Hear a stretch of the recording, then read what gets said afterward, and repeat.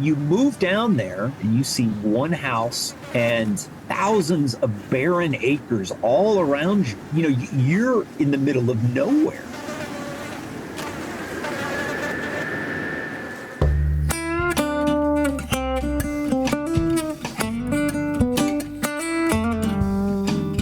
Welcome to Forum, Beyond the Pages, a podcast that tells the stories behind the stories of Florida Humanities award-winning magazine. I'm Andrew Quintana. We're looking into the many faces of Florida's communities this season as we speak to the writers featured in our fall 2024 issue of Forum. This week, author Jason Vuic on his story, Nowhereland. The aftermath of World War II reshaped many parts of our country, but nowhere where the effects of a post-war society felt more than in Florida.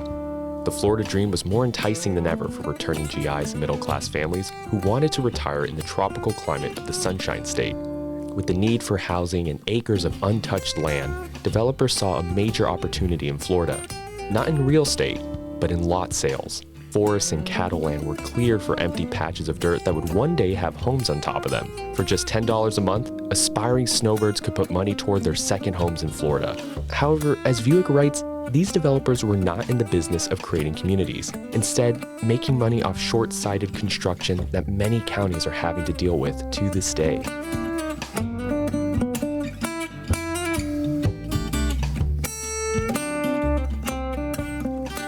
With a story like this, one that dives into the origins of a complex, decades-long scheme, I feel like there has to be a smoking gun that gets the ball rolling for an author or writer like you to start investigating. What was it that got you to look into this really disastrous legacy of Florida lot sales? Well, I grew up in Punta Gorda, which for Southwest Florida and Southern Florida was a pretty old town. It was platted and dredged and filled in the 1880s. And it was the last stop on the railroad. Fort Myers didn't have a railroad until after 1900, like 1901 or two, somewhere in there. And so Punta Gorda was where you went. You could go from, Bangor, Maine or Boston all the way down to Tampa and to Punta Gorda. And that was it. We had a large hotel, a turn of the century hotel, kind of like the University of Tampa's beautiful hotel there. It was what it was. Muddy streets, a little tough fishing town, a cattle town, a lot of brawls, a lot of fights, a lot of shootouts. But it was an old town. And all around me, though, were these mid-century modern developments that brought in tens of thousands of northern working class retirees that really changed the face of Florida forevermore. And so when I was growing up, it was always, I wouldn't say us versus them, but Punta Gorda was this old town, and right across the river from us was our sister community, Port Charlotte, which wasn't a town at all. It was just unincorporated a community with almost 200,000 80 by 125 foot lots and cinder block homes, no sidewalks, no downtown, no bus lines, nothing but strip malls along US 41. But that was the focus of Charlotte County and my community. And I always felt that was kind of odd, these two types of urban development, the traditional Eastern American town with the whistle stop and the courthouse and the city hall. And then this unincorporated Florida living that was selling the Florida dream. And so I was keenly aware of this growing up, this kind of dichotomy between the old Florida and the kind of the new Florida, the Florida of post-World War II. And I always wanted to write about that. Interesting topic to explore because I feel like it's such a Florida native topic to explore. I know I and my friends and family have always discussed kind of how weird or how eerie it is how parts of Florida are built and developed. And I could never put my finger on it. It's finally funny to have a face to the issue that everyone kind of notices. Of course, This all starts with three brothers. You mentioned in the story, Elliot, Robert, and Frank. In your story, you talk about how they get introduced to Florida. Can you explain the winding road that brought them to the Sunshine State? When people talk about great Floridians or the people who built Florida, you think of Plant, Ed Ball, Flagler. And they don't mention the Mackles, but the Mackles built entire cities, entire communities where hundreds of thousands and eventually millions of Floridians will live. Port Charlotte, Port St. Lucie, Palm Bay, Deltona, Spring Hill, Marco Island. Now, who were these guys? They were the sons of an English immigrant who was a builder, who came to Atlanta, to places in the South in the late 1800s, early 1900s, and made money, did well for himself. And the Mackles grew up the sons of a builder, and all they wanted to do was build. They were Southern blue bloods, or immigrants who became blue bloods. One went to Vanderbilt, two went to Washington and Lee. Bright men who in the 30s got out of college and came to Florida. They went to New Smyrna Beach, borrowed some money from their dad, and they said, we're going to build a few homes. And they realized, let's build homes for working people. Let's try to keep our costs low. They built Key Biscayne. They took a coconut plantation and built an entire community. People thought no one would live there. But once they built the Rickenbacker Causeway, this became one of the thriving communities of Miami, which they built from scratch. And so they realized we can take big swaths of Florida land, often inland, maybe not Key Biscayne, not on the water, and build hundreds, if not thousands of homes. It seems like the Mackle brothers started off in a very positive light. How did they slowly start falling into this lot sale business, and what did it breed from there? Okay, well, a lot of it had to do, they learned GIs coming back to the United States, coming back from the war following World War II. And, Florida started to boom. It still had a fairly small population. I don't know what it was in 1945, but a lot of GIs served in Florida. Like California, Florida was one of the great workshops and staging grounds for World War II. And so, several million GIs came through Florida, and many of them, I think of my father from Milltown, Pittsburgh. He came out of the Korean War and had no desire to return to the mills, and he came to Florida. And so hundreds of thousands and eventually millions of GIs and their families and family members wanted to come to Florida. They'd had a taste of it during World War II and thought, this is where I want to be. And so the Mackles did what many builders around America and what banks were doing, what the government was doing, giving low interest loans to returning GIs. Now they want to come to Florida. Well, there's only so many jobs, in Miami. Miami's still not a very big town at the time. Tampa's not very big. You build your suburbs, but then you have another group of people that wants to come to Florida, that first generation of retirees with Social Security and defined pensions, bus drivers and teachers and former GIs and, brakemen on the railroad, people with pensions, policemen, firemen. They want to come to Florida too.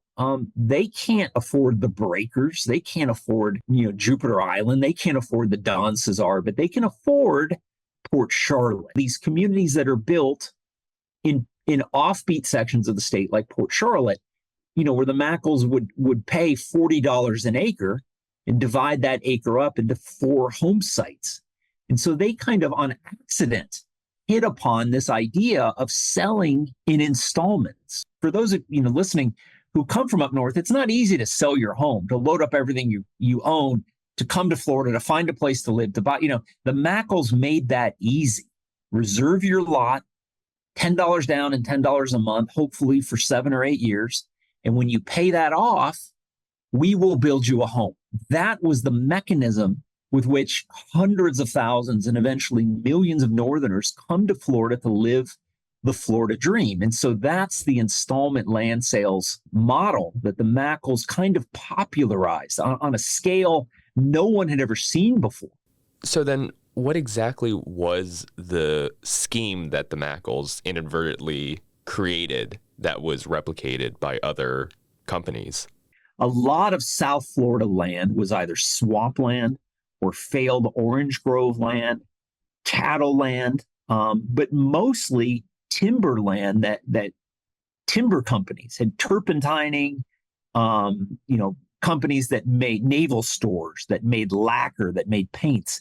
They would come in and clear cut, all the old growth cypress, and then all the pines, all the old pines, and they would tap the rest of the pines for their resin. It was a seedy, tough business, often done by chain gang type labor, prison labor. And so there was a lot of denuded forest land in Florida, in southern Florida. That was just not very good land, not very good land for farming. That would pool water in the rainy months and then be dry as a bone and open to forest fires in the winter. So you could buy a lot of land in southern Florida, again, not on the beach, but close to it. You could buy a lot of land cheap. And so the Mackles bought fairly dry land in Port Charlotte, which they then subdivided, built more canals to drain it. There was some waterfront property there, but the great majority was on pine land, scrub brush pine land.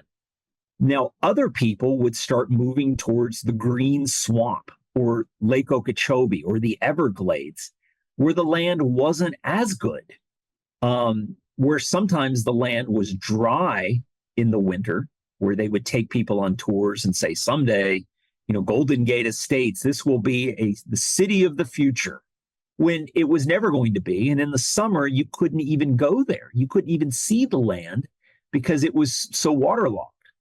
And so the Mackles only built what they called high and dry home sites because they didn't want to deal with it. They were dealing with economies of scale. So they weren't trying to rip you off.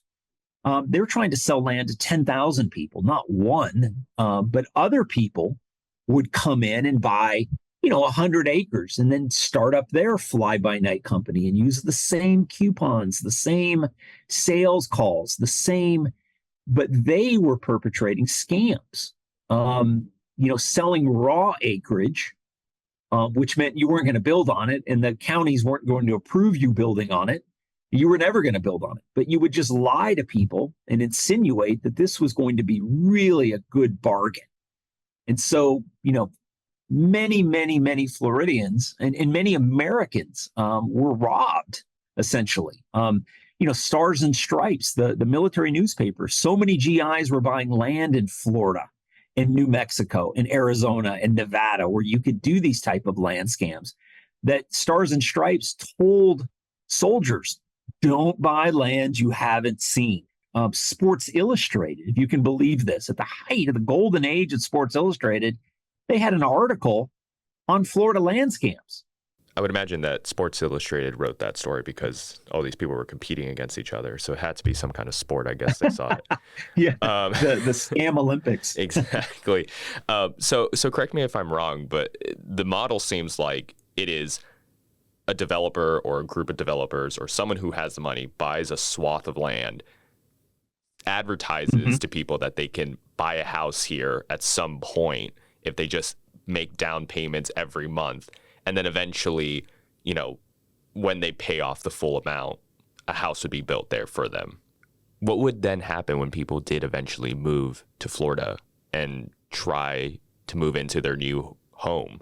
You move down there, and so what you see, and I looked at these original interviews with the first residents, a girl who's 16 coming with her parents in 1958 to Port Charlotte, and you see one house and hundreds and thousands of barren acres all around you. They clear most of the trees, and you're in the middle of nowhere. I interviewed one guy, a former neighbor of mine, who came down, and he eventually became a land seller himself. But he came down at 16 and he looked around. They came from Colorado. His parents were retired, and they came to a house in the middle of nowhere, just miles from the next house. And it's a little cinder block house on a little lot. And he's like, where the F are we? And his mom and dad look around and they're trying to, play nice. And they're like, oh, home sweet home. Here we are. And they know that, whoa, where did we move? When did the well finally run dry for the scheme? You mentioned in your story, like in the 70s, it started to become unprofitable. This installment land sales model, it starts about 1955, 56 roughly, and it ends about 1975. And there's a couple things happen. One is they build too many lots. They've overbuilt, and they have an inventory that's still being worked through in Florida today. The next thing is we're starting to see county building codes. Counties are getting smart. Environmentalists are getting stronger. You're devastating our forests. You're devastating the aquifer in some places. You're devastating, by dredging and filling canals. You're doing irreparable harm. And so, that comes to the fore. You can't do what you want anymore as a builder.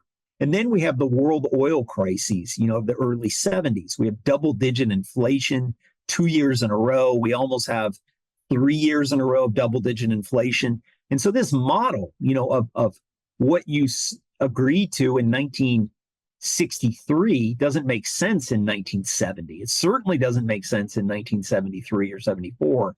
And so this entire thing collapses. Do we really know the full extent of how these lot sales impacted people and whole communities, or are we still scratching the surface? Yeah, I mean, that's a good question. I think now what people reacted well to my book in the urban planning kind of industry, of government planners, but also people in private companies. I spoke to a lot of them, interviewed a lot of them. I had a number of them read the manuscript. I think they're figuring it out. They know it for their communities. What I did was kind of put all of their communities into context. So someone working in Brevard County understands what happened in Hernando County across the state. I read an article in the early or late 80s, early 90s when General Development went bankrupt. Port Charlotte officials met with St. Lucie officials. And they're like, what are you doing? How are you going to recoup? Who's going to take care of the streets that have been suddenly dumped on us? And they're like, you have that problem too? And they began talking to each other. It was almost like they were from different parts of the world, even though, they're 2 hours away or 3-4 hours away by car. They're like, wait a minute, you have that problem in Palm Bay? We have that problem. How are you going to handle it? And they began talking.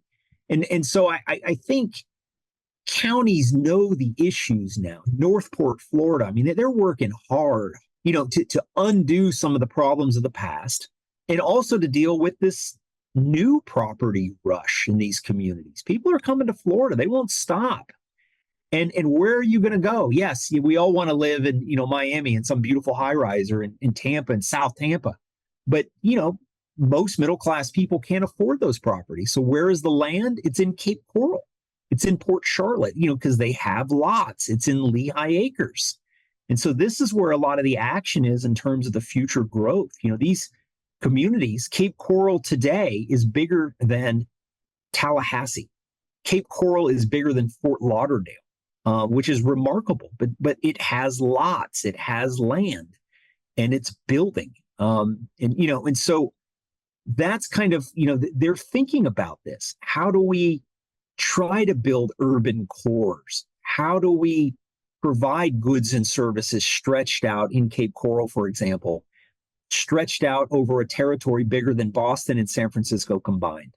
And so these people are all trying to figure out how to manage growth while mitigating sprawl that came on from the 1950s and 60s in poor urban planning.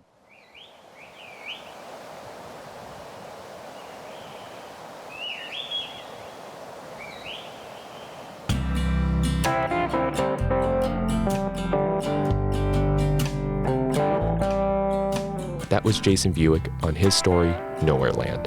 Forum, Beyond the Pages, is produced by Florida Humanities. Our music was created by Tampa Bay area musician JJ Patishall. You can follow him on Instagram at JJ Patishall Music. Want to get the latest issue of Forum delivered to your door 3 times a year? Become a Florida Humanities member by visiting floridahumanities.org/membership. Until next time.